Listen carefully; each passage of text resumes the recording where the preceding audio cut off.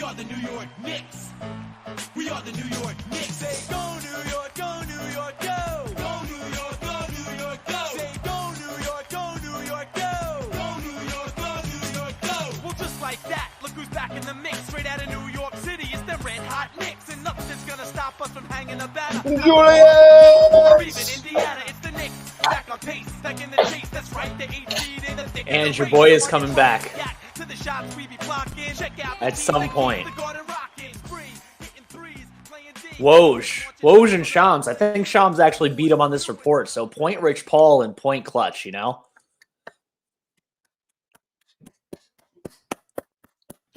Julius! You don't even care. You don't care who wrote it or didn't write it. Julius! Let's go to the tweet. What did that tweet say? Huh? Which one do you want me to read, Ange? I can read either one for you. We're supposed to Team Woj. Or Team Woj because he's CAA. Is that how this works? I mean, we're not wrecked by anyone, man. If Clutch wants to steal us, Team Woj. Rich Paul, you want to pay us money? I'm not stopping you. Big Jew is back! Julius! You both are. I like how you're screaming that like he's coming back tonight.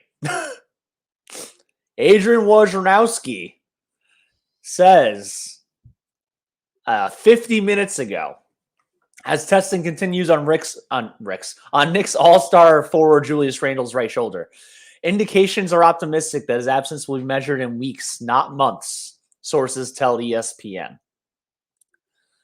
Ange, when you read this, what was your first reaction? If there's one guy who's going to be back and fight through the pain and battle it out and go through the rehab process and not fuck up this season, guys, we got a fucking chance. And I'm not saying chance by championship, but we could get to the Eastern Conference Finals. And at that point, you don't know what could happen. Big Jew is back. And just hyped, guys. I don't know if you can't tell. And Vin is just screaming off camera. He's actually through this wall behind me. He's at my house right now in Northampton. He's not here. Fuck you, Robert Randolph. Yeah, Robert Randolph, man, just batting a zero. You know, every single thing this dude possibly can or will say. Do you think I tweeted the other day, man? Do you think he has voices in his head that tell him they'll be a pathological liar, or do you think he actually has the worst source? Yo, he showed off those Grammys the other day, and they had. Ben, we can barely hear you. He showed off his Grammys the other day. They had dust all over him. I asked him. I said, "It seems like you don't even like the song with the amount of dust on your Grammys." I mean, dude, after a while, isn't a Grammy just a really, really fancy house ornament?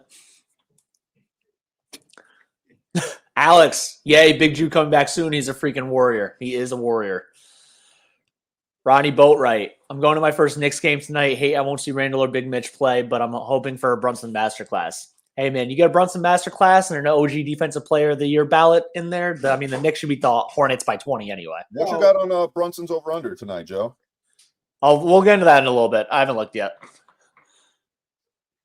Joe, let me ask you a question to start off the show. What if Julius happened to be out for the rest of the season?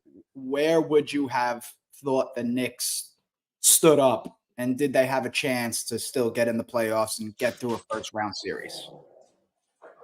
Yeah, I would still expect them to make the playoffs. I mean, Brunson leading them offensively, and then OG and their centers. I don't need to cut you off, Joe. We got 43 on Instagram if you want to tell them. If anyone on Instagram, come over to YouTube. We can't see your comments on Instagram. We love that you're watching us and appreciate the support, obviously. But if you come over to YouTube or even X, if you pay for X as a like one of the check marks or whatever, we can actually see your comments on screen. So definitely come over here, like, share, and subscribe on this side.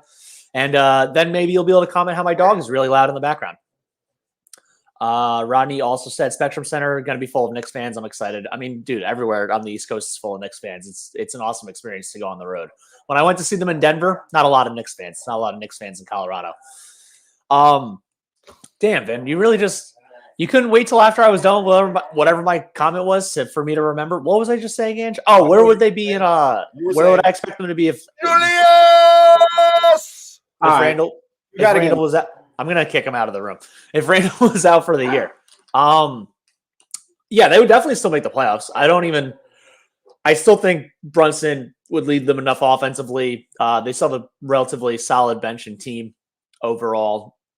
And they would still definitely make a move just to try to like stay where they're at least try to stay where they're at. I'm not expecting them to necessarily stay in the top 4 seed, but if they're in the 4 or 5, I still would give them a strong chance against Cleveland, even if Cleveland is better than last year with their 3-point shooting and overall versatility.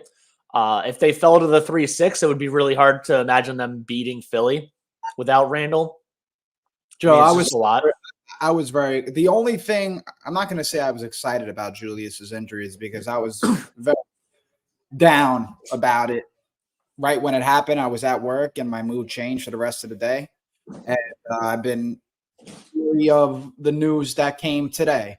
The only thing I was excited about was to see OG getting 20 every game. I wanted to see a little bit more of his skill set. And we have seen that the last 2 games where you've seen him take a little control of that bench shooting and look for more opportunities for himself. So that was the only thing I was ready for. But you can't replace that body that Julius Randle has. Once it comes playoff time, once it comes later in the season, teams are going to come. Teams are already beat up. Randle's still that big body in the paint, and he ain't afraid to throw his shoulders all around and his elbows all over the place. Well, one thing I am looking forward to more so now that Randle is actually going to be missing part of this time. I'm pretty sure Vince said that there's still a chance he might need surgery in the offseason, which was what the situation was last year that he went through when he got hurt. Not oddly enough against the Heat when he landed on Bam's foot. And then he actually had to get offseason ankle surgery anyway. Kareem, what up? Salute. Thanks for the support. Always appreciated. And yeah, so like, but then he struggled in the playoffs, man. Like Randle, we already know Randle's known when he does struggle. It's like, he's not the best against longer defenders, and Evan Mobley being one of the best defenders in the NBA really held him in check. Like, I mean, it helped lead to the fact that he still has this terrible, terrible playoff shooting percentage. Like, one of the bottom 5 worst of all time, including a bunch of guys from like the 50s and 60s when shooting 35% was more of an expectation than a frown upon. So he's got to get out of that. It's nice that he's actually hurt this. I mean, not nice that he's hurt, but it's better that he's hurt this much earlier in the year to like get a lot of recovery time and still get ready before April and May. And it's thankfully his off shoulder, not his strong shoulder. So I'm assuming that hopefully he's able to still like pick up the pace and get to where he's at. Like, you know, the first 6 games he had this year, how he came in shitty. He was terrible the first 6 games. We were like, what are we doing? We should have traded this guy, blah, blah. And then 2 weeks later, he's fine. So he actually had time to get back in the flow of things after ankle surgery. So I'm hoping when he comes back, he has a few weeks to get the cobwebs off before the playoffs start, and that he actually has his first ever good playoff performance, because we're still waiting to see that.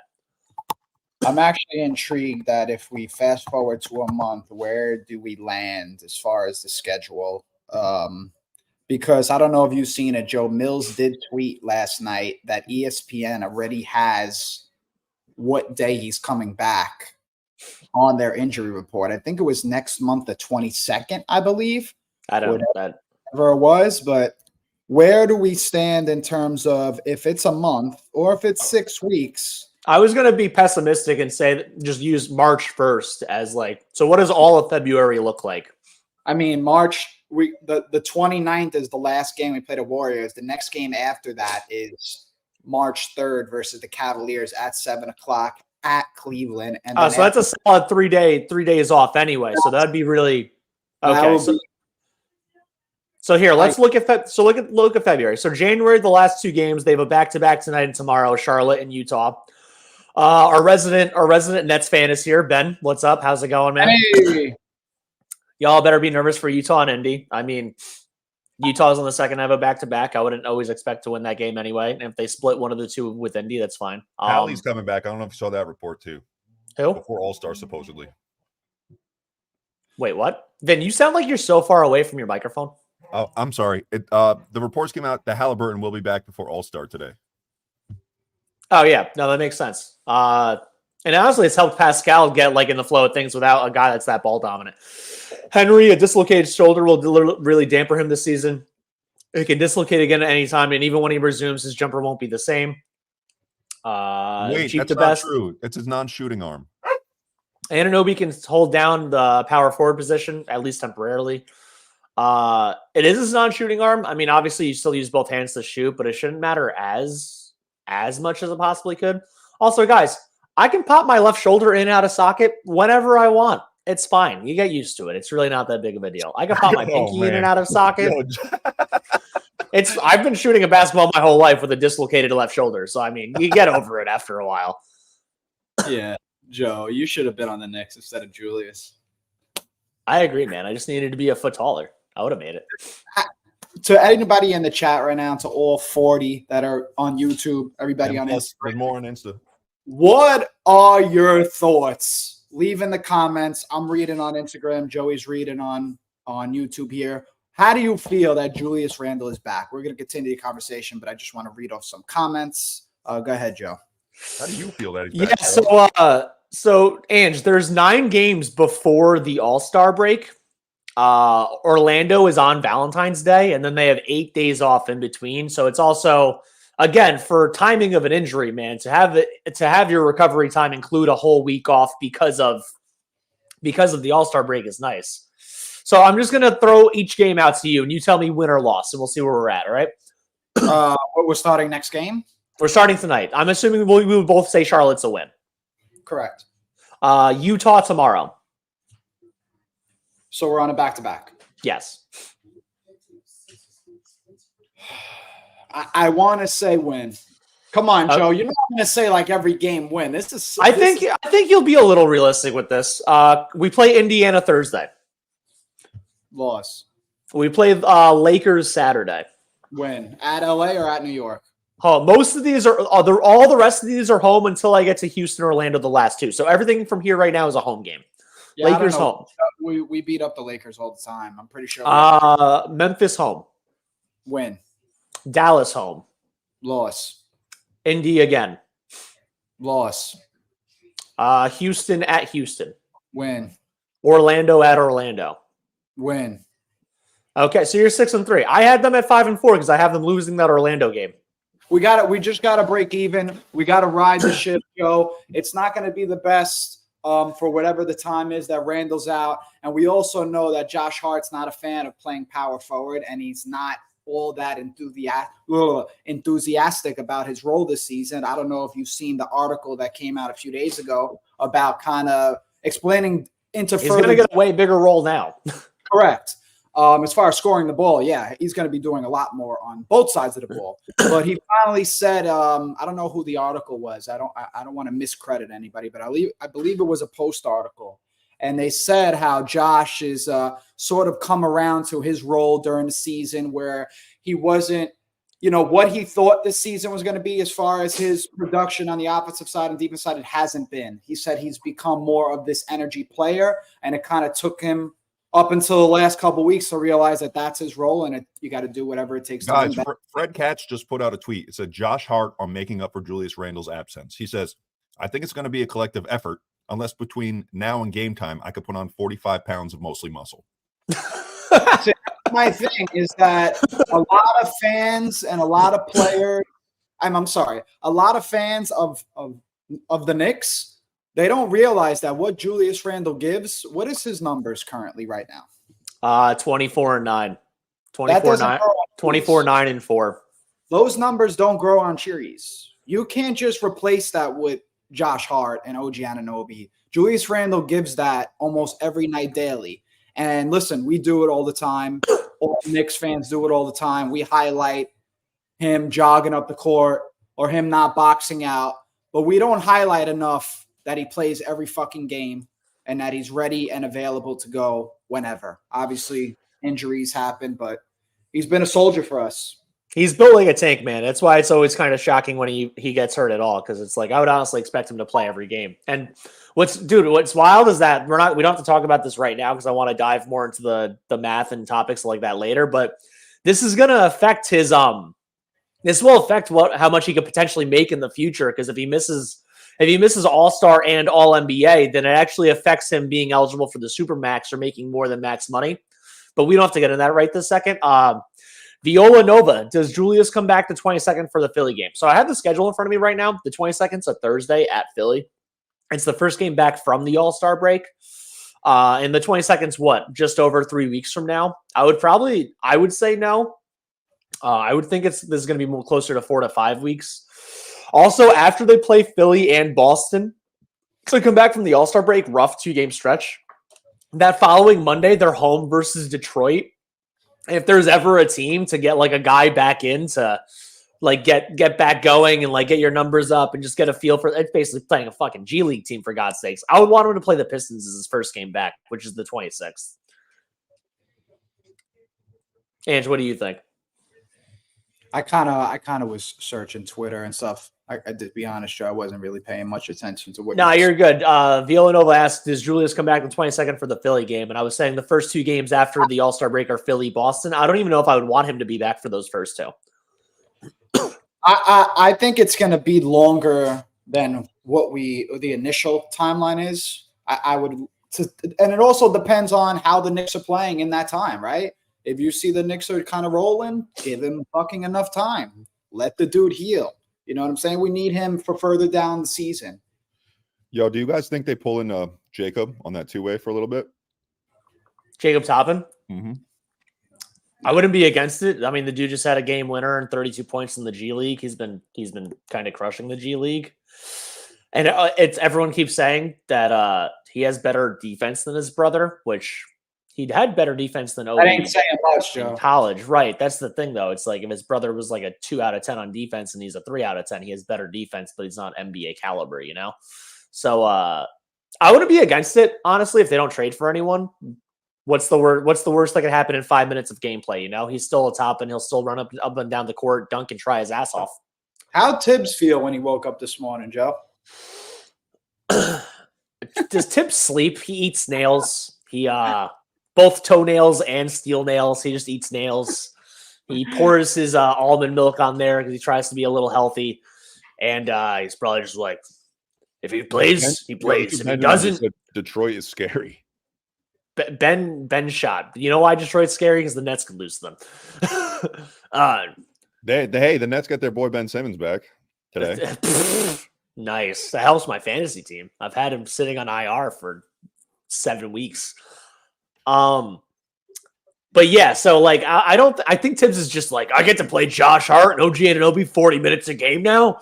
Let's rock. Like, I think he's just like next dude. He really believes next man up. It's whatever. Hey, listen, Joe, he's been through enough adversity. Remember those Chicago Bulls teams? He was making it happen when Nate Robinson started. He was making it happen when DJ Augustine started. Tibbs, listen, I'm sure Tibbs wasn't happy when Randle went down. He obviously values his presence to the team.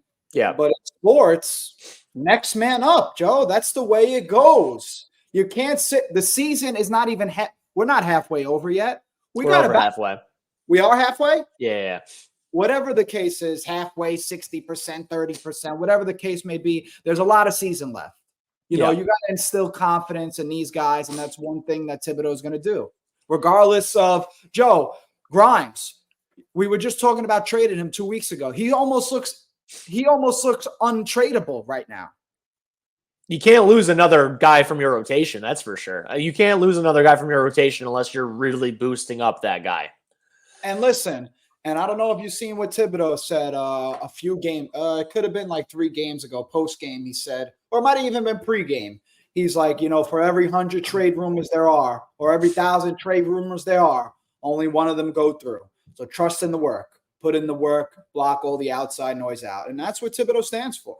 And dude, honestly, Grimes had a good quote last week. Or like a couple days ago. He was like, I've been in trade rumors literally since my rookie year. I just go in, go out, do my job, like try to get better every day to the best of my ability and go home. Like, great effort. Great attitude, man. Like, if you know you're in trade rumors literally since day one, all that you can do as a player is get better. Because whether the Knicks give you your next contract or it's another team, your goal is to make as much money for your family and future generations as possible. Your goal is to be the best basketball player and human you can be as possible.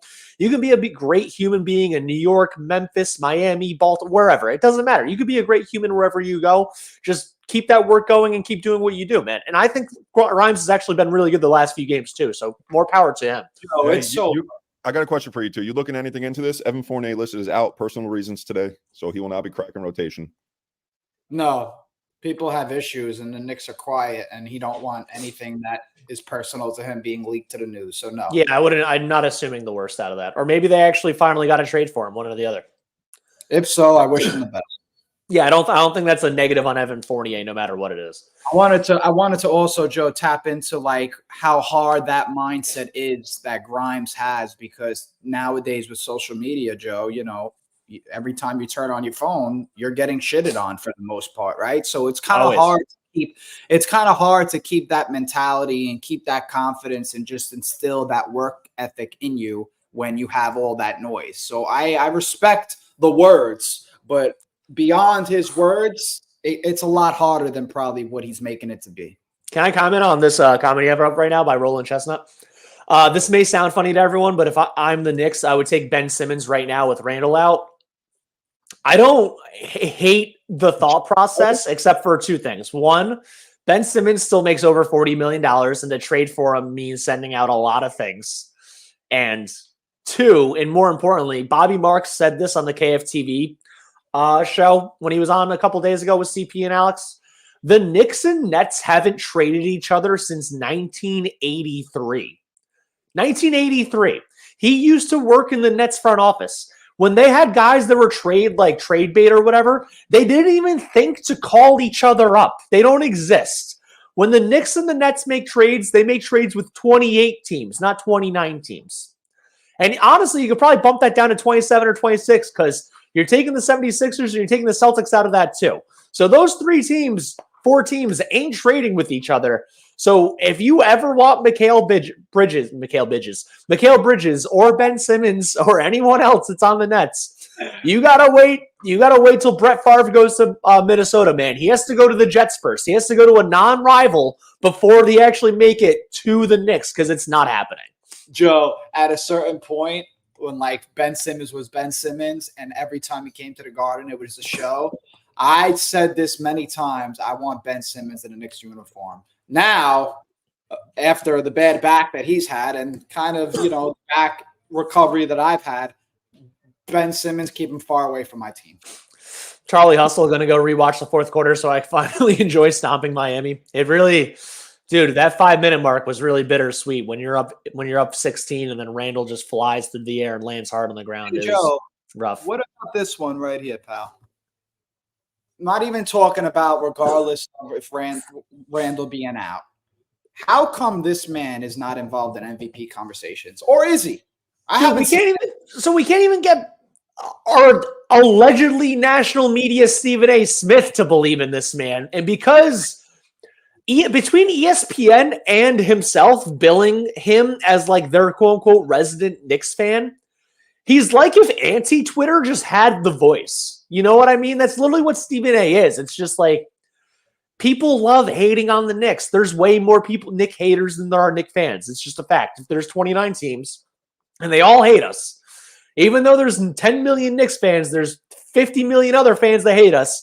Stephen A. panders to them. He's just their spokesman pretending to be one of us. So if Stephen A. Smith isn't going to vouch for Jalen Brunson to even make the all-star starters, if he's not an all-star starter, that means he's not one of the 5 best players in these. If he's not an all-star starter, you can argue he's not one of the 10 best players overall based on national media hype bullshit. It's just not going to happen. Joe, is he a top 10? Is he a top 10 in the conversation right now? I think he's got to be top 10. I think he's still outside top 5. I think top 5 is still like, I mean, what's cool is that Embiid is going to fall out of the race because Embiid's going to end up missing that 17 games. Yeah. I guarantee it. So, like, as more players miss more and more time, he might creep up, like, between 5th and 7th. But I think it's just going to be hard, like, because, like, he's not top 10 in points. He's not top 10 in assists. Like, the things that are just basic counting stats that help voters when you're not watching the games, he's just not the highest in. He's just leading a team that, dude, honestly, if Randle and OG were out, like, for Brunson to carry this team would be nothing short of a miracle. Because I was thinking about it, like, imagine Brunson got hurt, knock on wood, God, please don't happen. Please to God don't happen right now. But if if our best quote unquote player was OG Anunoby, but then our best offensive player would be who? If Brunson didn't play right now with no Randle, who was our best offensive player on this team?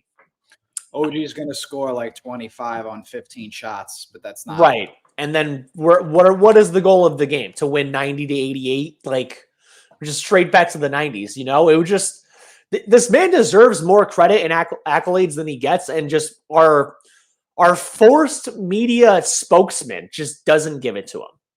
Yeah, thank God. At least we got Big Perk on the national stage coming to bat for the Knicks. And, he's he played for Tom Thibodeau when he was on the Celtics. Thibodeau was the assistant. So at least we got one guy on ESPN going to bat for the Knicks. But, the others, like as far as Candace Parker, TNT, I believe she's working for.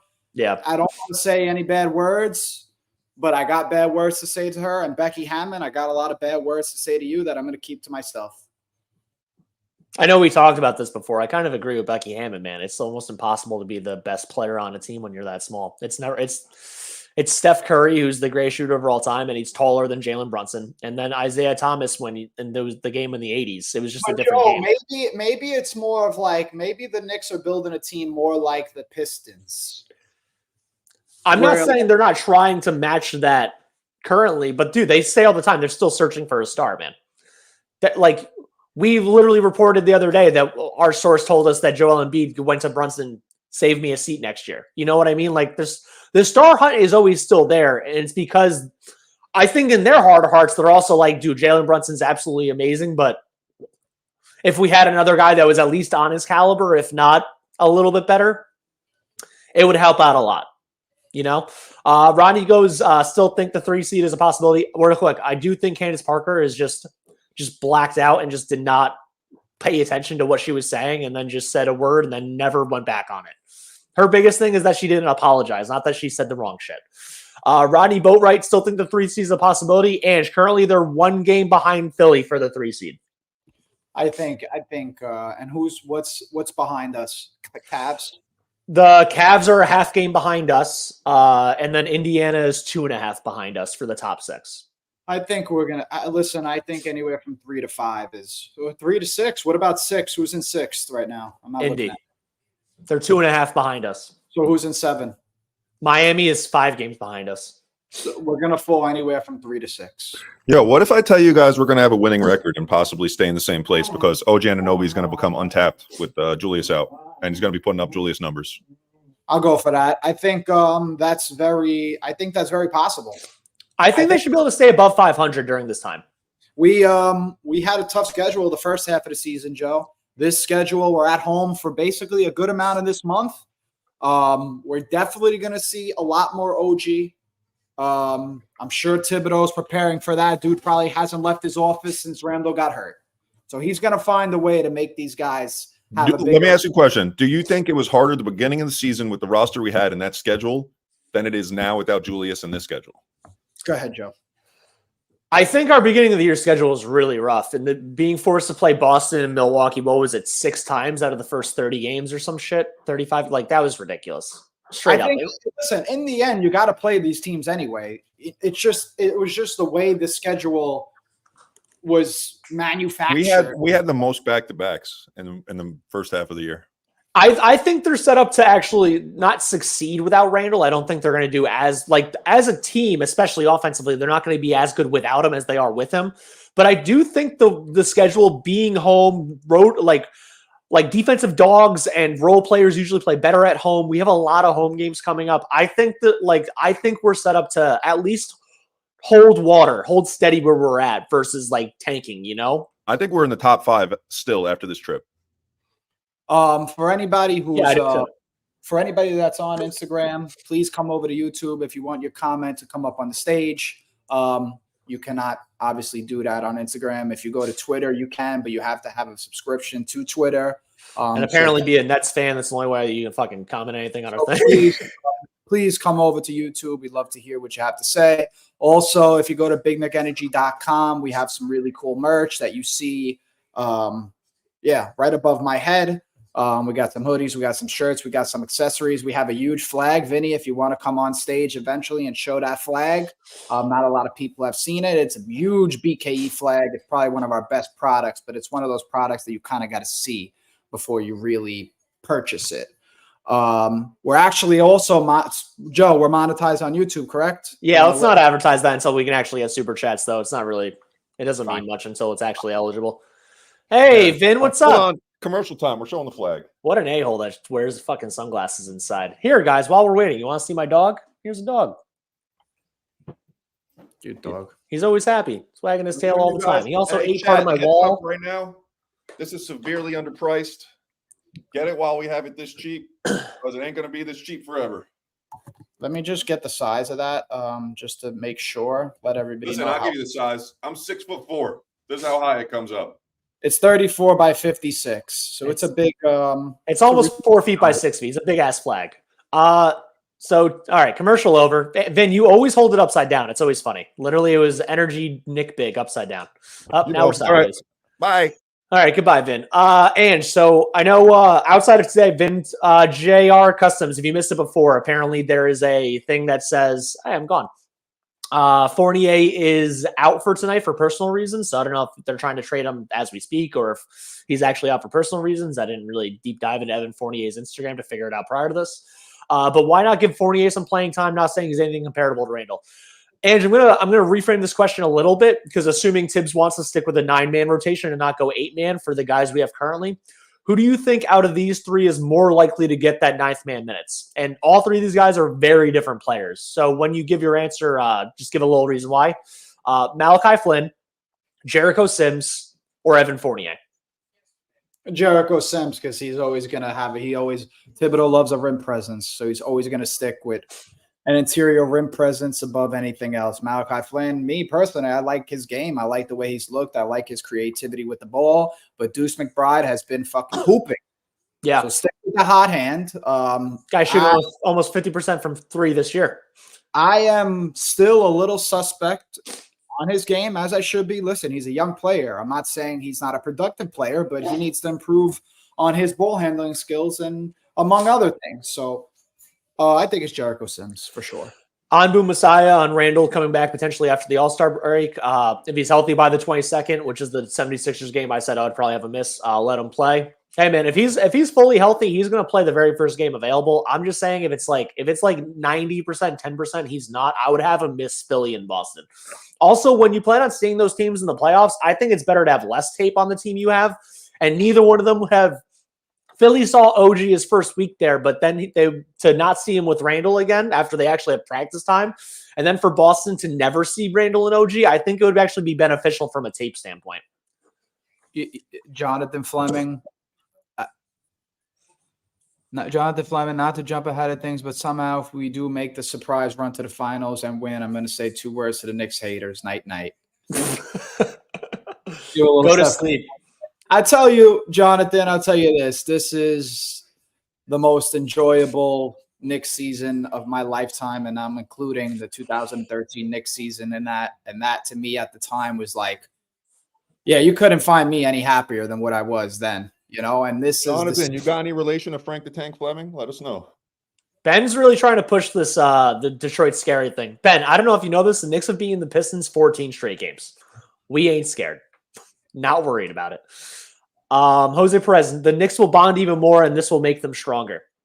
I do think taking out your second best player, and Ange, I know you and I both feel this way. I think every Knicks fan feels this way. Brunson is more important to the team's success than Randle is.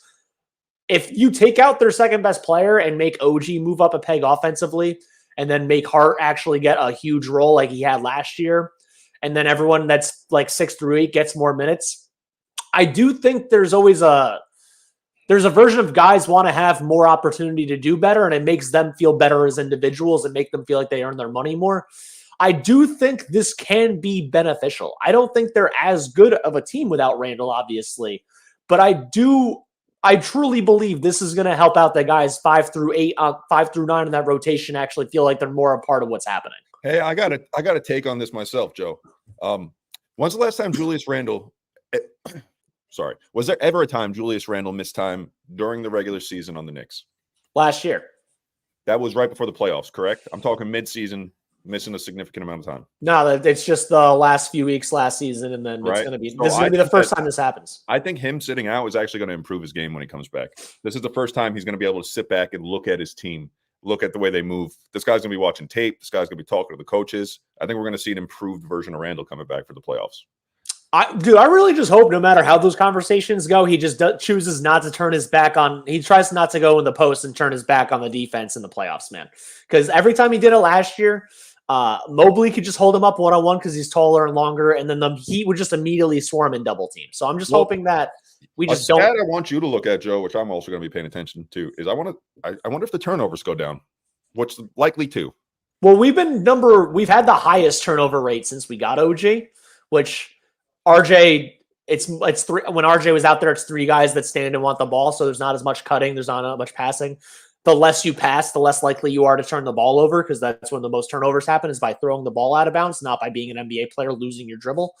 So I am interested if that's going to go down a little bit with Randle, because he does average over 3 a game. I would assume so, but also Josh Hart and OG having more responsibility, they can get a little crazy, and then maybe they combine to make up the 3 a game. So we will find out. We know Jalen Brunson, like that's one of the things he truly pays attention to. He brings it up every time he has a lot. He brings it up after games. So I'm really curious to see if the turnovers. That's like, yeah.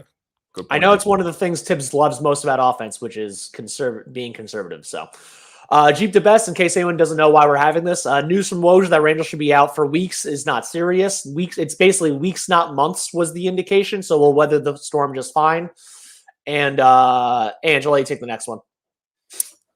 Roland Chestnut on YouTube says this may sound funny. I think I already read that. Yeah. He said this before, by the way, and if anyone missed it, Roland Chestnut wants Ben Simmons. The Knicks and Nets haven't traded since 1983. It's literally impossible. Would love to see what Jacob has to. It didn't update. There we go. Now we're good. Here, we were there, and now where we're at. Okay, here we go. I agree. This is better than 13. Brunson has officially become my favorite Knick of all time. And then here, Ange, take this one. Street Science from YouTube says Deuce, Grimes, Jacob, Precious, Sims, 10-man rotation. We weather the storm, and we will be stronger when Julius gets back. I don't know if Tibbs goes 10, right, Joe? Tibbs don't go 10. He's a 9 guy. He's a 9 guy. He's going to stick with his guys. Next man up. So it's going to be the 4 off the bench, Joe, are going to be McBride, Grimes, Precious, and Jericho. That's what I mean, man, because I would say I would probably play Malachi.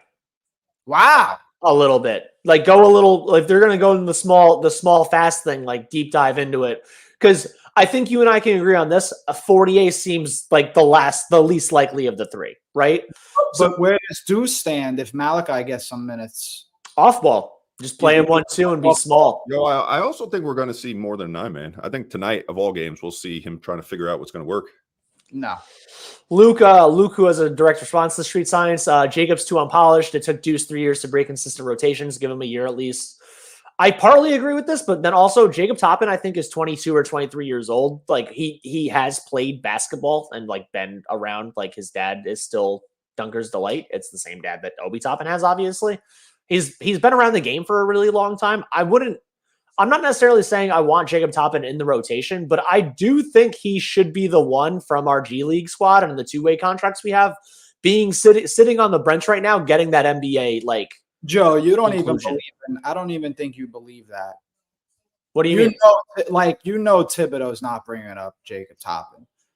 Like, no, I'm not saying he's getting rotation, dude. I mean, Dimitrios Spasenskov, however you pronounce his name, sat on the bench a few times this year. Jacob Toppin's been on the bench a few times this year. Charlie Brown's been on the bench a few times this year. And we're also at a 14-man rotation with Julius down. We're at 14-man roster. I thought Joe meant yeah. For him to get minutes on the court. No, I think that he should be. I think he should be on the bench. Yeah, with Randle being hurt. I agree. It doesn't hurt to just bring him up, get him some reps with the team.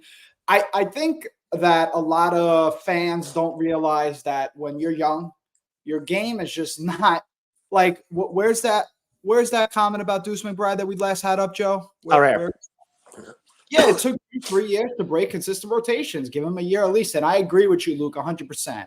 When I talk, and I don't know, I'm talking from my own, or Joey, if when Duce gets minutes, right, and the minutes that he has played these last couple of years, we weren't expecting much. We know as a young player coming into this league, the Knicks rotation was kind of set. So what did Duce have to do in order for him to get on the court? He had to play defense. And once you play defense, you earn the basketball. And that's exactly what Duce McBride done. He's making the best of his opportunity. One thing that Jacob is doing, though, that took Duce a year in the league and then a year in the G League to do that he's already doing now is scoring 30-point games, being the best player on his G League team. Like, it took Duce his second year in the league, second year away from being a rookie to do that. And Jacob Toppin is doing that now. And again, he is older than Duce was when he came into the league. So that's why I'm more of a proponent of already having him on the bench at least.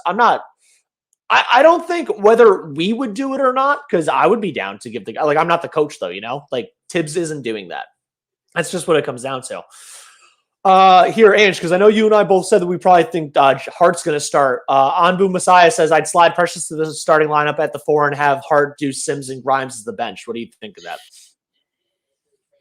I like Precious, to be honest. I know when he first came to the Knicks, he just, listen, it's hard to find your fit with this team, right? In the last few games, what I've liked to see out of Precious is that he showed activity on the boards, right? I'm not expecting Precious to spot up 23 feet out on the three-point line. I expect Precious tipped offensive rebounds, putbacks and generals, pick and rolls, dunk opportunities. I'm not expecting Precious to do any more than what he has done the past 2 games. Give me energy, give me 6 fouls, give me 8 rebounds, and give me 6 to 12 points, and I'm going to be happy with what you give me.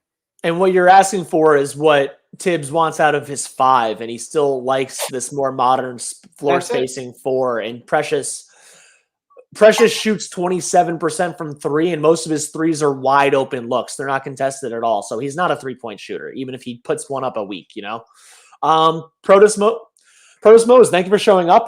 For the too long didn't read on the shoulder. Woj, and you're on Twitter, so you probably already saw this. Julius Randle is expected to be out weeks, not months, with a dislocated shoulder. And to make this even sound better, including that weeks, is an 8-day All-Star break. So the whole league has an extra 8 days off to get him more rest time, to get every player more rest time. Ideally, I want him to come back by March 1st. And that's weeks, not months. It's over 4 weeks away from now. I think that would be awesome. Vin said before there's still a chance he might need off-season surgery. I'm pretty sure that was a follow-up tweet at some point. But yeah, so Randle will definitely be back before the playoffs and should be back by March, somewhere around March at the latest, to give you the too long didn't read. Did you know that last year Steph Curry had the same injury and he came back in 11 games, which I believe is around 3 weeks. Probably around 4 weeks, 3 weeks or something like that. So I don't know if we're going to hear even more news upon the MRI, a little bit further details, because I've read over the past 2 days that the dislocation of the shoulder, there's obviously some type of tear in that labrum area. So I'm guessing that Randle's is very slight. So I've had a torn labrum my whole life. That's crazy. Right. Right. So you've dislocated your shoulder. Correct. I was born like this. I was born being able to pop my shoulder in and out of socket. Oh, Joe, you might be a 1 of 1. Maybe. Yeah. Awesome. Monarch Smart, everyone else already answered this. Monarch Smart TV, how tall is Toppin? And then we got a 6'9" and a 6'8", so we're gonna say 6'8.5". So there you go. Go right in the middle.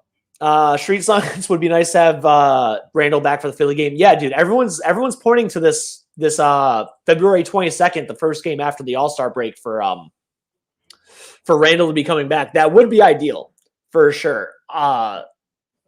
Again, I wouldn't rush him, and I don't care about the regular season like matchups at this point. I think if you could have Philly and Boston both stay a little to the unknown, like give them a little bit of surprise. Don't let them see a lot of Randle, OG, and Brunson together. I think there's a benefit to that. So I truly would wait till the Detroit game the next week, but I know I get the hype as a fan of wanting to see Randle come back against Philly, like the Willis Reed moment. Joe, let's just say Randle, I don't even want to put this out there in this world, but let's just say Randle was out for the season. What initial moves do you think the Knicks would have made to just keep on continuing riding the ship? I said that I would try to get Bogdanovich like immediately. Yeah, I know he's not as good. He's older. He's a better shooter than Randle and worse at probably every other aspect of basketball at this point. But just to have another 6'7", 6'8" body out there, like small ball, like have him play the 4. OG is still like interchangeable with being able to cover whoever's better between the 3 and the 4 for Bogdanovich because he's not a good defender. He never even was a good defender when he wasn't 34 years old, you know? But that's the move I would make, to just keep like the whole trugging along, trying to stay where you're at kind of thing. And then everything else would still be waiting till the offseason because, dude, you lose your best or second best player. You're not, and you already weren't a finals contender. You're not expecting to magically vault up into finals contention. So, Joe, you would have wanted the Knicks to go for it. You wanted to keep going for it. Yeah, you don't go from the 4th seed and you still have one of the best defensive players in the league and one of the best point guards in the league and just be like, you know what? Fuck it. We're gonna tank now. Like, also, you don't have a coach that's willing to do or believe in that. So either way, I think the Knicks would probably fall to 6 and then give Philly hell in the first round and lose in 6 games.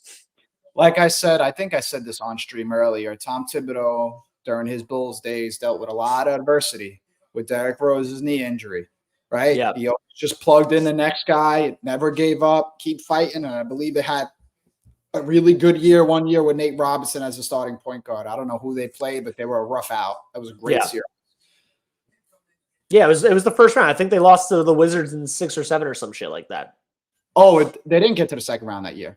I don't think so, no. I think they lost to John Wall. Jeep Tabasco's Randle and OG is roughly the same height and builds. OG obviously has longer arms. Randle has more like muscle, like more compact muscle from having shorter arms and being Julius Randle. But yeah, they're both around 6'8", and OG has a much higher standing reach. So they like OG can definitely play the 4. OG played small ball 5 for Nick Nurse at various points. Like he's compatible defensively with any position. Joe, now that this is we see where we're going to be, like we know Randall's probably most likely going to come back before the playoffs, and there is a possibility of Mitch coming back before the playoffs. Now that you kind of have that idea in your mind, once it comes playoff time and we have the full roster with Mitch and with Randall, where do you see us landing in the East? You mean like where do I think the seed is going to end up, or how far do I think they can go? How do you think the playoffs are going to turn out if the Knicks have a fully healthy roster? Oh, so much of that is determined on how Doc Rivers helps or hurts the Milwaukee Bucks. Because I still would have the Knicks losing to the Celtics. Just straight up, the Celtics are the best starting 5 in the league. They have 2 of the best 15 and 3 of the best 35 players in the league. It is what it is. They've lost 1 or 2 games at home at this point in the season. They've lost 2 games now at home. They're 20-2. It just going into Boston's hell. But that dude, Kendrick Perkins said it before Randall got hurt and with Mitch out. Like the Knicks are the second best team in the East. The Knicks could totally be the second best team in the East. Milwaukee, who knows what you're going to get from Milwaukee on a day-to-day basis. And they don't stop anybody. And what's wild is that, say Indiana ends up as the 7th seed, right? Indiana swept Milwaukee this year in 4 games. They can't stop anyone. So, like, why would I believe the Knicks don't have a chance of going up against Giannis and Dame? Even if the score is going to be 135 to 130, like, get the ball out of Dame's hand in the clutch, foul Giannis, make him shoot free throws, and there's an easy recipe to win. Philadelphia, I've said this for the past 2 years that I think Joel Embiid is the Charizard of Julius Randle, the Charmander, Cat, the Charmeleon, and Joel Embiid, the Charizard of guys that choke in the playoffs and the regular season numbers just aren't replicable to postseason success based on their play style. So why would I believe that Joel Embiid would fix that now? Do I believe Nick Nurse is a better coach than Doc Rivers? 100%. Does the speed of Tyrese Maxey scare me? Absolutely, because the one thing OG Anunoby is actually not top notch at, it's stopping really fast point guards.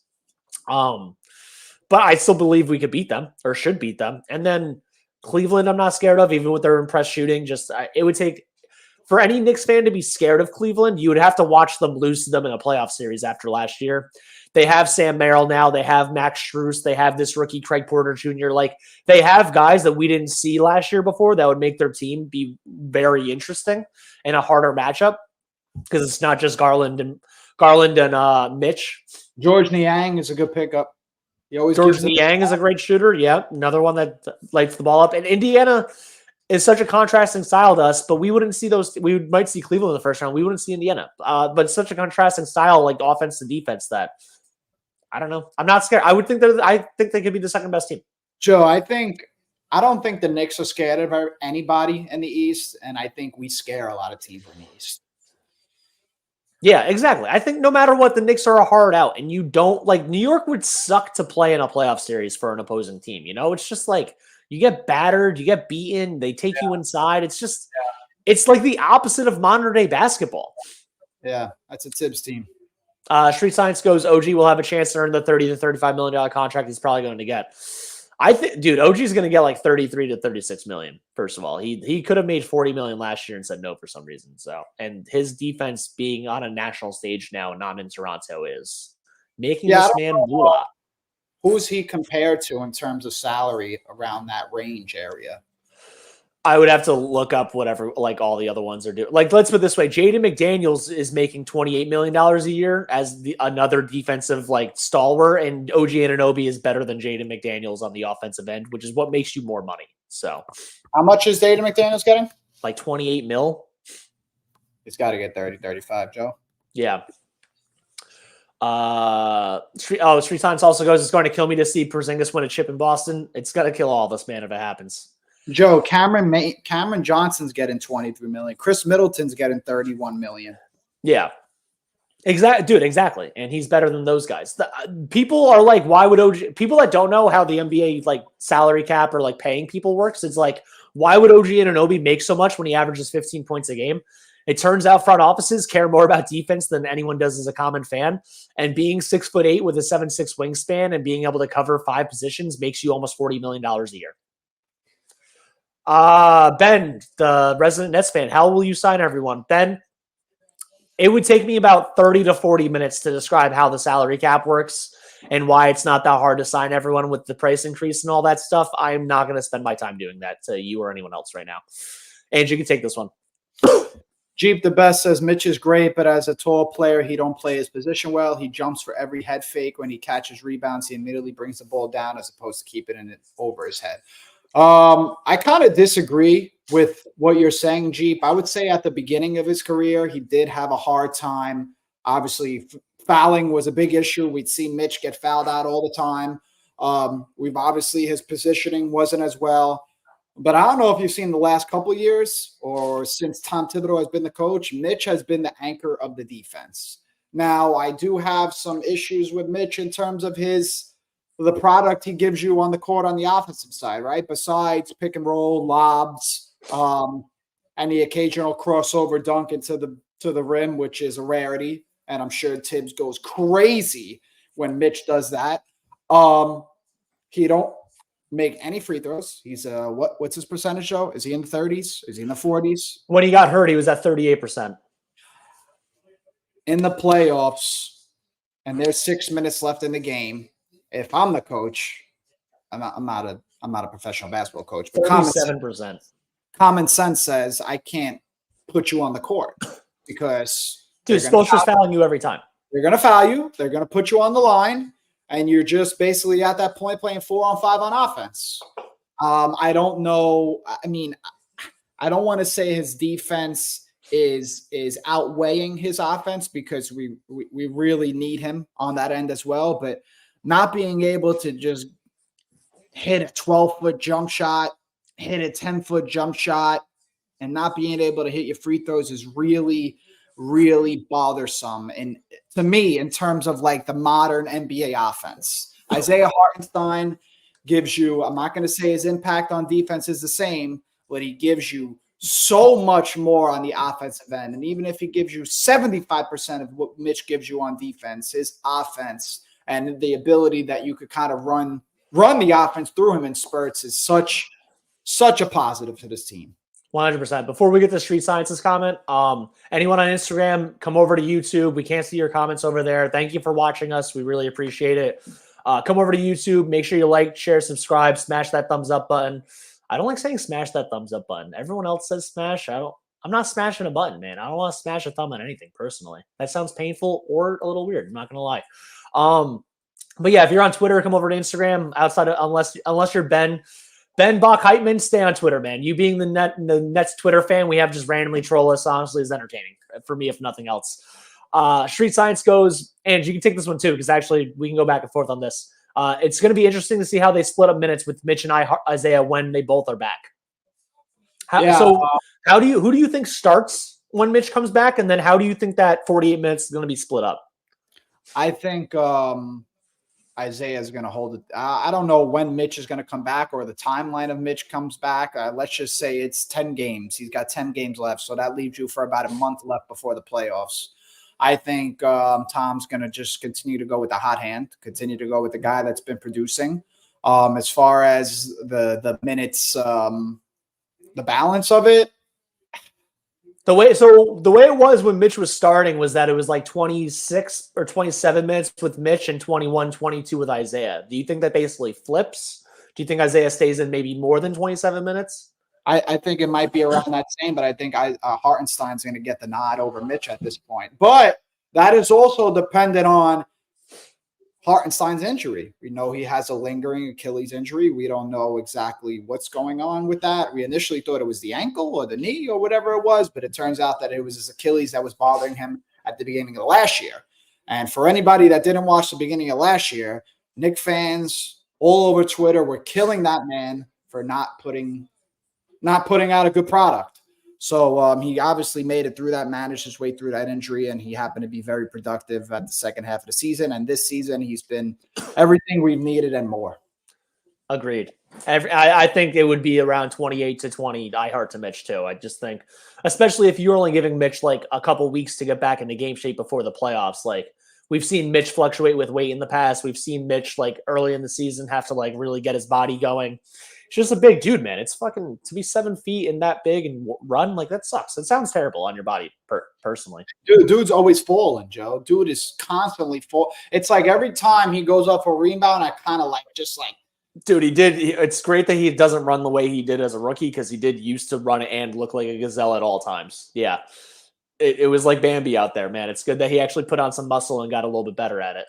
Rodney Boatwright, we are so stacked at center. It's crazy. Dude, I mean, you add the two of them and then Precious and Jericho. Jericho would be getting minutes on quite a few teams in the NBA. It's wild that the Knicks are this deep at a position that most teams aren't this deep at. It's really cool. Joe, what do the Knicks do at iHeart this summer? I mean, dude, we've been talking about, by the way, Ben wants to laugh because he's forced to cheer for Nick Claxton, who's definitely overrated.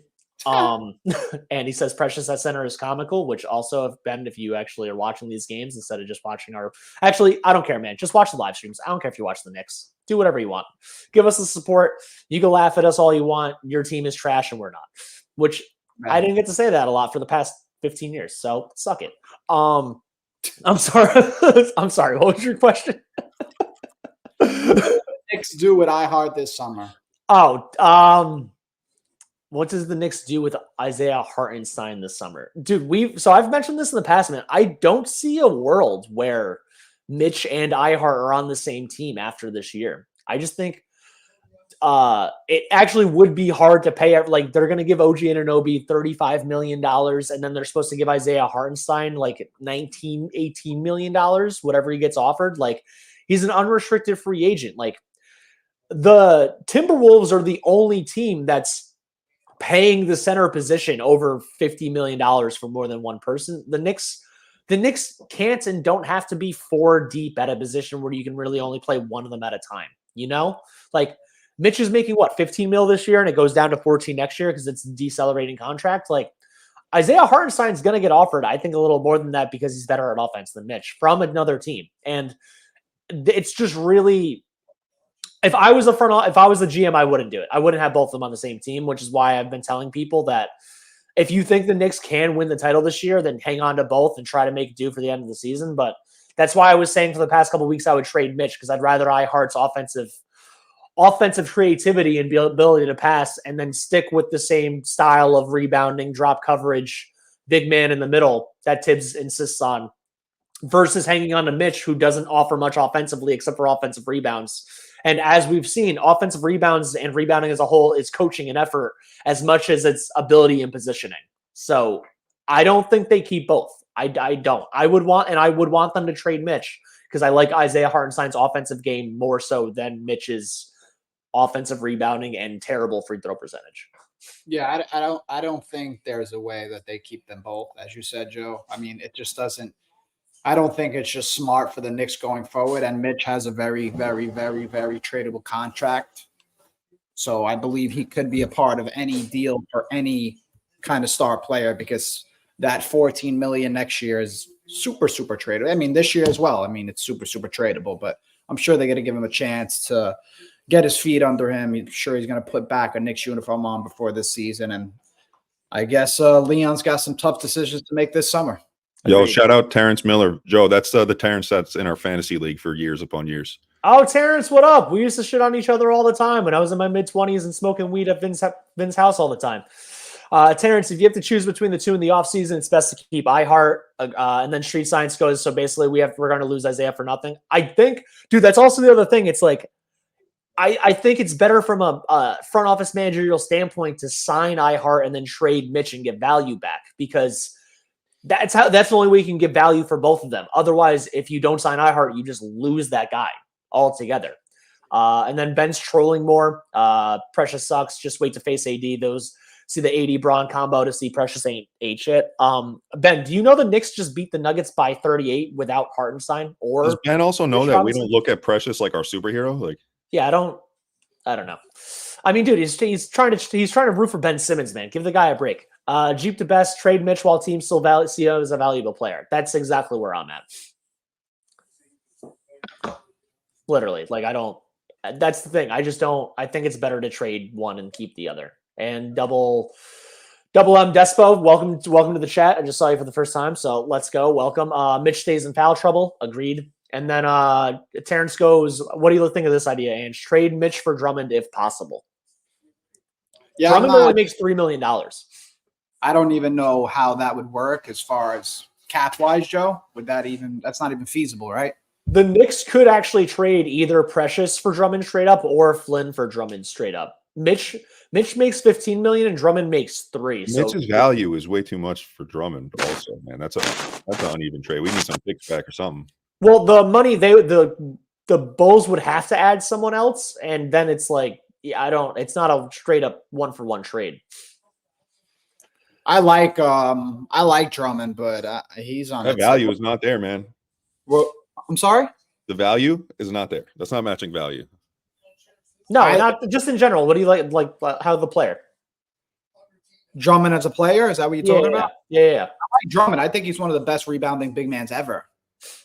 He's just another one of those guys. Just can't hit free throws. No productivity other than lobs, rebounds, dunks. You know, the game is changing, man. Drummond was one of the best big men in the leagues for basically his whole career up until 3-4 years ago, right? Yeah. Right when Blake Griffin went to the Pistons, you just kind of seen him boop, boop, boop, boop. And as you know, the leagues started trending in a way where 4s and 5s and need to be able to stretch the floor. Drummond just kind of fell off the cliff.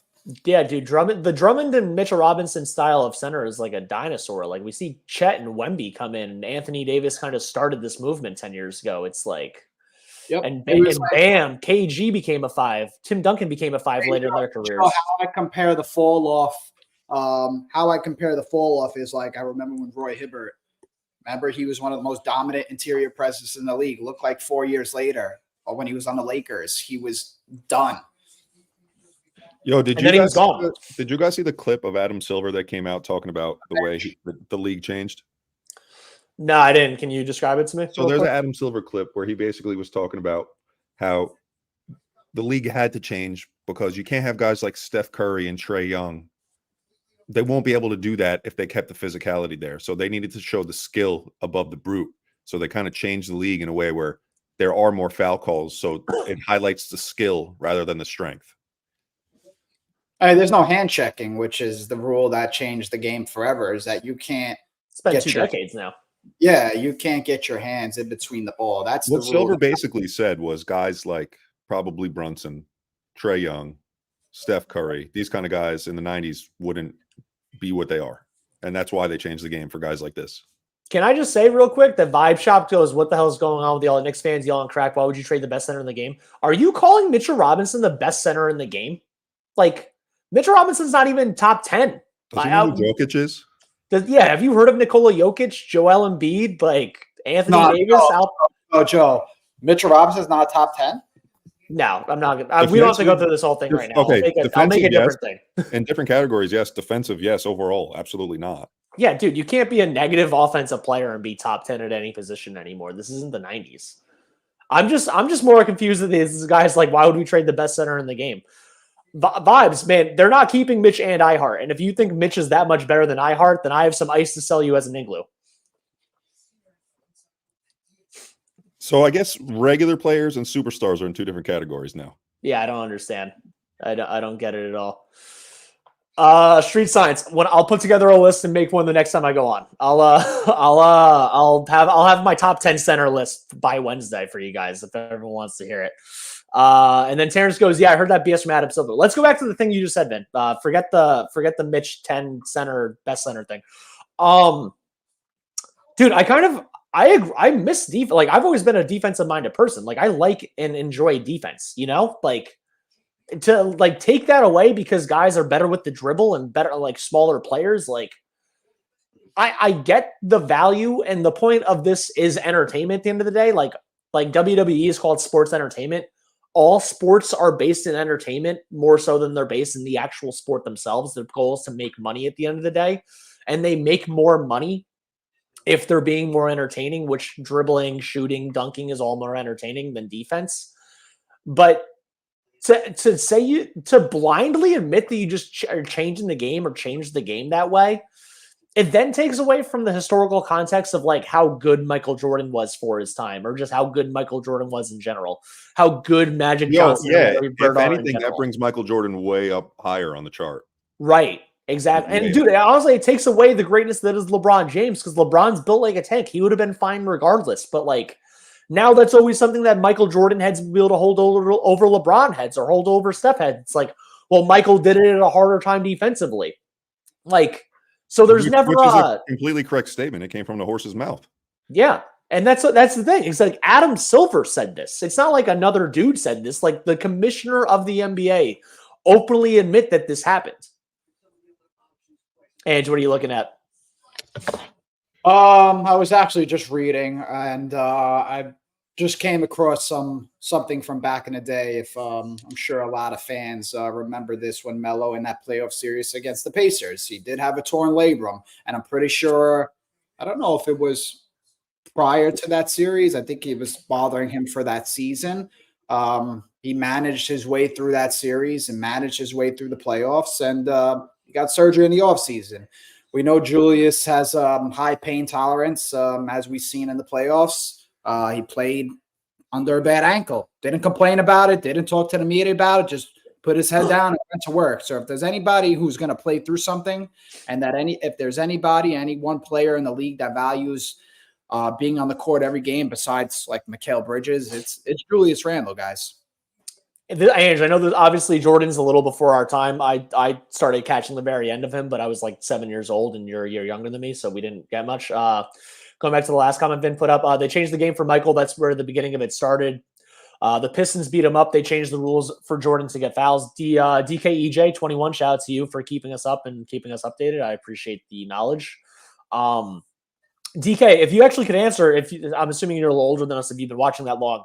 When did they do the hand checking, and what was the change there? Like if they had already started changing the rules a little bit, like what would be the update of like how that changed? And then hopefully DK answers us. Amesh goes, Jew is a straight dog. He's gonna play through this and still bully the fuck out of everyone. Angela, you take that. Like I just said prior, there's not a lot of players in the NBA that just prepare their body and be prepared to play every game Obviously, it's not the same intensity every game, but he gets on that floor and he's active every game. So, yeah, I mean, I was just talking to somebody this morning, like Julius Randle. He has like that I don't give a fuck mentality. And that's like you kind of almost need one of those guys on your team because this league nowadays is more of like buddy-buddy. And obviously Randle is, I'm sure he's buddy-buddy with a lot of players, but for the most part, he don't give a flying F about anybody, and he wants to do the best, whatever the best is for his team to win games. I want to touch on Julius real quick too before you bounce back to the Jordan thing. Okay. I think it would be in this guy's best interest to take as much time as he needs. We've seen. I don't want to have another year of this guy Julius playing hurt in the playoffs. Blah, blah, blah. Like be ready, come back because we need that 100% in the playoffs. We need to see it as fans. We need it. No more excuses for this guy. Take your time, come back ready for the playoffs. We're not falling out of the playoffs without him. I don't care where we land. And I think we could beat any team. Ben, that's a great point, man. And like the front office needs to know what this guy is as a playoff performer. And he's already had 2 strikes, and 3 strikes you're out is the old cliche, old baseball cliche, as they say, for anyone that doesn't know how baseball works. Dude, if he doesn't perform in the playoffs and he's looking for a new contract at the end of next year, like he's not getting it from the Knicks, just straight up. I just don't see that happening. So this, much to your point, man, I agree. Like Drew, if you take as much time as possible, like get as healthy as you possibly can, because this might be your make or break as a Knick in the future. Listen, I see a worst case scenario. We fall into the play-ins, right? If Julius takes more time than we need, we fall into the play-ins. Worst case scenario, and we fucking demolish in the play-ins when he comes. Like I'm not worried about the placement. I truly am not. This man needs to be healthy. We're not going anywhere in there without him. So come back healthy, or it's a waste of time. Yeah. I partly agree. I wouldn't want them to fall to 8th because I don't want to see Boston for as long as possible. But I mean, yeah, again, back to the 2-7 thing. Like I'm not scared of Milwaukee, Hey, Joe, what's your ideal playoff seeding, and who would you like to see in first and second round if we get to the second round? I want to stay. I would want to be 2, 3, 6, 7. I just want to avoid Boston as long as possible. I think they're the best team, straight up. So like, there's 2 different ways to fall about it. Either to fall to the 8th seed and actually just play them first and get it out of the way one way or another. If you fucking lose in 5 or you actually pull off the upset, then at least you got it done and you know where you're at versus the actual best team in the league. But they're currently 4th right now. Currently, they'd be playing Cleveland, and Indiana's right behind them.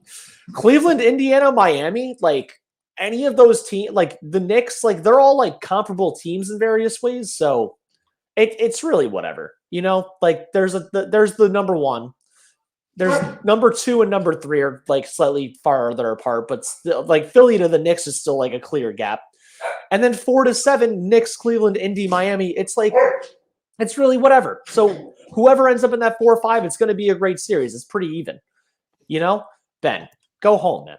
You're smoking crack, dude. Brooklyn's not comparable. I hate to tell you, But yeah, so they're all basically even. So whether the Knicks play Cleveland or Indy or Miami, or if they end up playing Philly in the 3-6, it's just not. It's really whatever, I don't know. I'm excited for the playoffs, regardless of who they play. Where would you want them to fall?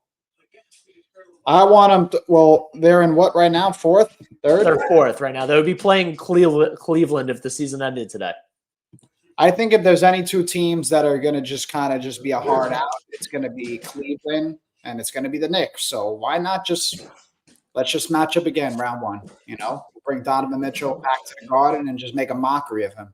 They're a way. Have you watched Cleveland at all this year? They're a much different team. Yeah, I haven't. I don't watch anybody besides the Knicks unless it's like a national television game on ESPN or ABC or one of those channels, TNT. I haven't watched much, obviously. They have one of the new best shooters in the game. Sam Merrill, not the comedian, not the Jewish comedian from New York City. There's another Sam Merrill. And dude, this dude puts up 10 threes a game in like 20 minutes. He's just jacking and he shoots like 47%. And his existence and spacing is what's allowing Mitchell and Allen to thrive without Mobley and Garland even being there. So between him, Strus, Niang, like the one thing the Knicks are bad at or have been historically bad at defensively is covering the 3 ball, like driving and kicks. And unlike last year where Cleveland's forced to kick out to Isaac Okoro and Karis LeVert and stuff like that, like it would be a much more difficult series this year just based on how like they dramatically changed the one part of their offense that we were able to take advantage of defensively. Yeah, I mean, plus, like, I mean, Knicks play drop coverage, and we know it's not as modern as it used to be in the NBA, and we have trouble guarding the three-point line. Obviously, our bigs more than our guards, but, you know, those guys like George Niang, those fours that can stretch the floor, always give Randle, Mitch trouble, even iHeart, obviously. Anybody that has to guard that screen, that is guarding the screening man, has a hard time getting out to that shooter. 100%. And if they're like literally just spacing the floor around Mitchell and Garland, then it's going to be interesting. I still think the Knicks are a better team, but yeah, I think OG ices Mitchell, and then kind of you could just do whatever you want with Garland, whatever you want to just. I don't even know if you want to double him, but as long as you could just listen, everything changed with the Knicks once OG came to the team. We got the best defender in the NBA. I don't know if you've seen his odds, Joe, for Defensive Player of the Year, but they went from here to here. Skyrocketed, yeah. They skyrocketed. So obviously everything changed once OG came to the team, guys. You go into any playoff series. I know Boston's kind of a different scenario because they got three guys who could kind of just get you a buck and whatever. But you got OG who could literally just ice one person. And there's nothing more important to this team, to this Knicks team than that. A couple of comments about Randle, by the way, for anyone just tuning in or anyone that missed it. Two things. One, shop at bignickenergy.com. We have a bunch of cool stuff over there if you haven't checked this out. Like, share, subscribe, and comment on YouTube. Anyone that's watching on Instagram, come over to YouTube. Anyone on Twitter, except for Ben, come over to YouTube. And anyone that missed it, the reason why we're doing this is that it got announced that Adrian Wojnarowski and Shams both reported that the news on the initial diagnosis of the MRI is looking optimistic. They're expecting to measure Julius Randle's time out in weeks, not months, which means he's going to be back before the end of the season for sure. Just trying to read tea leaves and stuff like that. Apparently, ESPN randomly put up that he's back the 26th or something on one. What'd you say, Vin? It was an injury report or something ridiculous? 22nd against Philly. Yeah. So it'd be after the All-Star break, but even if he's back March 1st, it's still plenty of time for them to stay where they're at. So to go to some of these Julius Randle comments, Luz Manello says, get out of here with the Julius hate. He's going nowhere. I'm assuming he was talking about me saying that if Julius doesn't do well in the playoffs this year, he's probably going to be like sent out as a part of a trade package, which, dude, if Julius Randle is your favorite player, I get that. I mean, RJ Barrett was a lot of people's favorite player. I mean, quickly was a lot of people's favorite player. The goal of a team, especially one that's this good, is to win a championship. Hard stop, no ifs, ands, or buts. It's not about who the favorite player of people are. If Julius Randle has another bad playoffs, they're going to try to chip him out for a better performer, a better player overall. Terrence goes, I believe this is the year Julius puts it all together in the playoffs. And then after this one, Ange, go ahead. Mesh goes, when it's all said and done, this injury might give Julius the time to rest and refocus his mental so he's ready for the playoffs and can get the reps to make sure he has a rhythm before the postseason. What do you want me to just do? Read off the next ones? No. Just go. What's your response on that? What do you think about Randle in the playoffs? Like you said earlier, Joey, 3 times, you got 2 strikes. And listen, last year, even without his Benny, I ain't ready for Ben today. Okay. Even though he had a banged up ankle, he still was able to perform to a certain extent. He gave everything he had at that point. Obviously, we've seen kind of what this team looks like, and we have an idea of what we need to even take the next step. But if Randle, it's tough to say. If Randle has a bad playoffs again, yeah, I think there'll be Karl Anthony Towns rumors. I think there'll be a lot of rumors there. Yeah. I don't really have anybody else in mind. I don't want to say Devin Booker. I think we're a couple years away from that. But Lauri Markkanen, please, Lord. Yeah, stay in the background. For anyone that doesn't know, Lauri Markkanen is his version of what OG Anunoby was for me before he was on the Knicks. Lauri Markkanen's just his favorite non-Knick in the league, so he's been saying that for a while now. I love to hear that. I'm starting to like Russ less because he's destroying fantasy value as we speak. Dude, Russell Westbrook hasn't been good in like 5 years. I kept trying to tell you that. You just love the player. I get it. He's a dog. He's a dog. He tries hard. Yeah, shoots 30%, but he gets rebounds, man. It's easy to get rebounds when you get all your own misses. Goat. Oh my God. By the way, anyone tuning in, thank you so much for the support. Really appreciate it. We're at 67 watchers right now. We hit up to 80 at one point. We're probably going to get off in the next 10 to 15 minutes, Ange, give or take. We've been on for almost an hour and a half. Ange, take this one. So will be interesting to see who replaces Josh Hart in the second unit. This is Stanley Man on YouTube. Can the Knicks get enough rebounding on the defensive end of the floor to make up for Randle's loss? I don't think they're going to make it up exactly in terms of the number that Randle gives them on the boards, but I think Precious is going to fill in that gap just fine. We've seen his activity down there. I think he's going to see a good amount more minutes. I don't know if he's been playing 12 to 15. He might play 18. He might play 16 to 20 now that Randle's out. So we're going to see. I think the Knicks are going to be okay in the rebounding aspect. It's not going to be at the level it was when Randle was there, but we got a lot of guards who are willing to get down there. Even Brunson, DiVincenzo, we see that dude. You know, they say white man can't jump, but that dude flies in the air.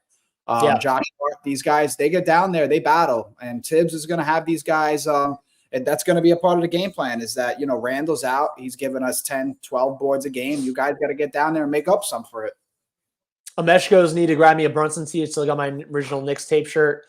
Oh, Mesh, go to bignickenergy.com, man. I'm pretty certain that we have more t-shirts available than any other Knicks fan-based site outside of the actual New York Knicks website. So definitely go to us. That shirt that he has is 10 years old and actually 11 years old. And he's I don't even know if Vinny designed that. Vin, did you design that?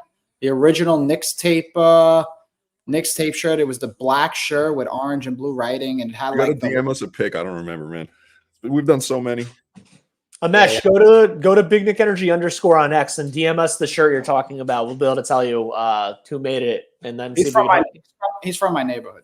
Okay, so that's good. Yeah. Stanley Man again. Have you seen the Cavs lately? They took Giannis and Lillard out of the games when we wiped out Milwaukee. It'll be a 7-game series. Yeah, dude. That's what I was saying about Cleveland before. That it's a much different team than last year. Ange, go ahead with this one. Jeep. Do you feel the Knicks should be more aggressive before the trade deadline because of the injury?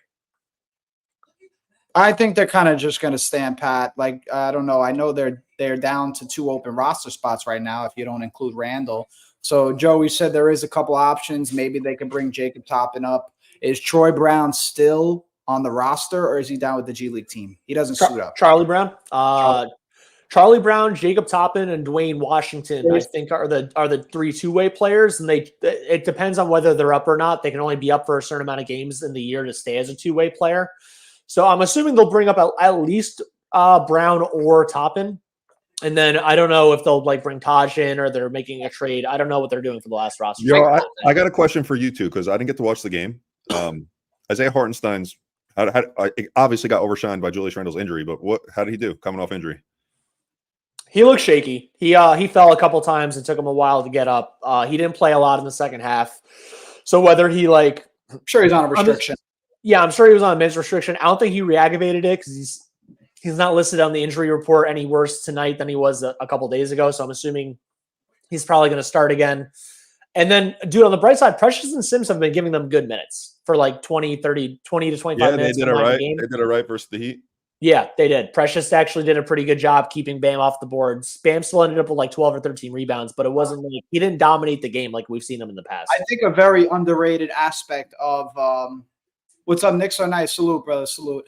A very underrated aspect of Precious and Sims is that you could kind of play them a little differently than how you play Randle and how you play Hart could kind of give you a little switching, but Precious he could guard a guard. He could switch on that guard. I'm not going to say he could guard him, but if push comes to shove, he's able to switch. And we know Sims. I haven't seen many big men in the league that are as fast laterally than him.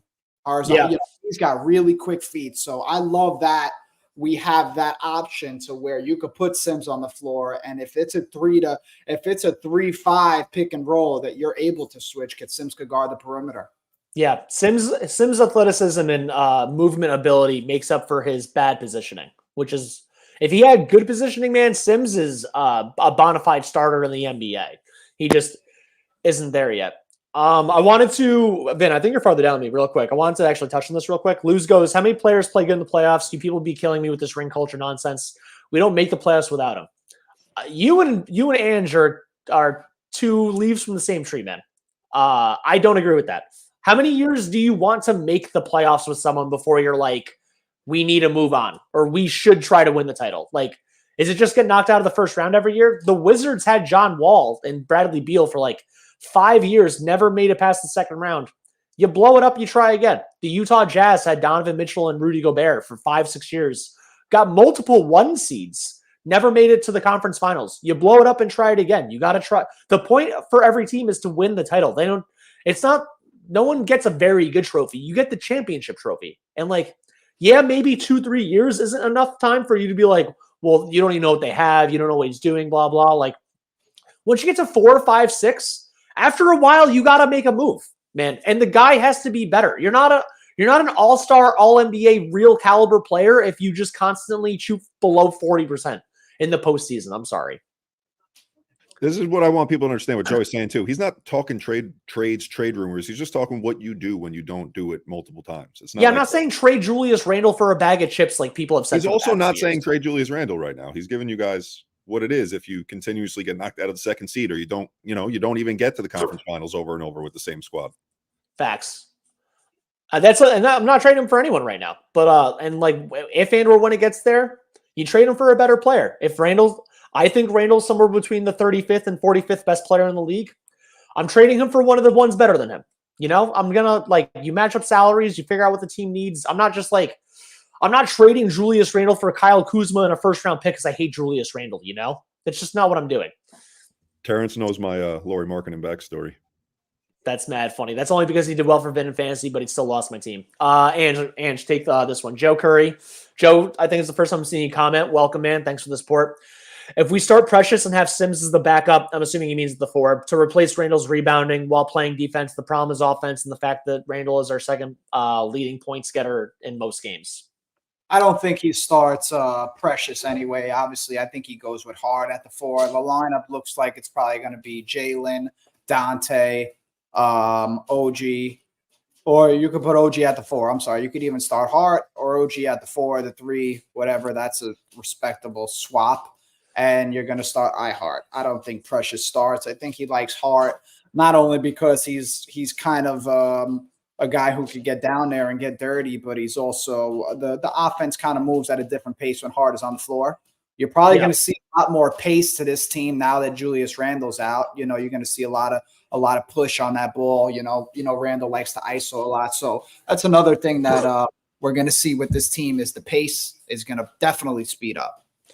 Knicks are nice. I know Begley was on last night. I forgot. It's posted on the SNY Knicks Twitter, and he was on TV somewhere. Begley said Josh Hart or Grimes. I would be surprised if it's Grimes because Hart is a little bit bigger and a better rebounder to try to make up for what you're losing in Randle. But I could see where the value of starting Grimes would be. If you like Brunson, Dante, Grimes, OG, that is a lot of 3-point shooting, and that puts a lot of stress on opposing teams' defenses. I just think Tibbs loves Hart, you know? I just think he wants Hart. Like, this is his chance to play Josh Hart and OG Anunoby 40 minutes each. He's going to take it. Mike goes, great. Just tuning in. Great content. Mike, thank you. Much appreciated. Appreciate it. And then a message just says, basically what I just said, you could start OG at the 4 and start Grimes just to get that extra offense in there. I think, and then Nice Goes responds, he does love Josh Hart. Ange, if he was to start Grimes instead of Hart, why would that be, do you think? If he starts Grimes instead of Hart? Yeah, and how surprising would that be, honestly? Well, then I would just say he probably wants Hart. Hart would kind of be manning the second unit almost. I just think you're taking too much away from the bench if you do something like that. You kind of need some type of punch off that bench, you know? I mean, that's why kind of like even when DiVincenzo was playing well, you've seen a lot of fans, they still wanted Grimes to start at the 2 because they wanted a little bit of punch off the bench. And this is when Quickly left. So I don't even really think that's a possibility, though. I think the lineup is definitely set. He loves Hart. He loves all the intangibles he brings to the team. And I don't know what game it was. I don't know if it was the game against Denver or the game against Miami, but it was a really close game. And I think there was like 4 minutes left. And I think there was 4 minutes left, and he took Anunoby out it was the Nets game, I believe. It was the Nets game. He put Hart in. Put Hart in instead of Anunoby, and I was going crazy. But in the end, it worked out. Dude, one thing I do love about OG is that, like, you could tell he knows when he got traded here, he's going to be playing a shit ton of minutes, regardless of whether he's starting, closing, everything in between. Like, he doesn't like pout or get pissed or anything when he gets put to the bench with 4 minutes left in the fourth quarter. He's like, all right, man, it's fine. Like, you can tell he's like a lunch pail dude. He does his job. He tries his ass off. And he knows he's making $35 million a year next year from this team. And the GM is his agent's dad. Like, he's just good with whatever they do, which is just like, it's just refreshing to have less people on your team pout or get openly annoyed when something goes wrong.